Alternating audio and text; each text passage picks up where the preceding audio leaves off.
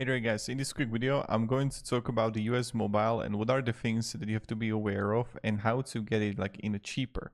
Now what is really good is that there are like plenty of deals that you can get primarily on the side, or you can like check out the Reddit what people recommend to do. So shared data plan. So a shared 2 GB data pool is popular for being $10 a month including taxes and fees, so that's good. And also annual light plan, so that's something that you can also check out for yourself.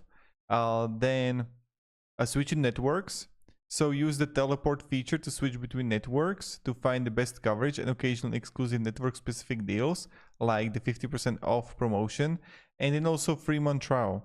So what you can actually do is that you can get advantage of the free month trial on the unlimited. So that's something that you can do right here. And it's kind of like the frequent promotion that you can actually like check out for yourself.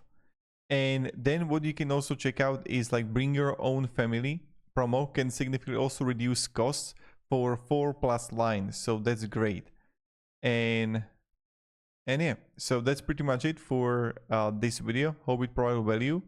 And that's something that you can actually try to do. And have a great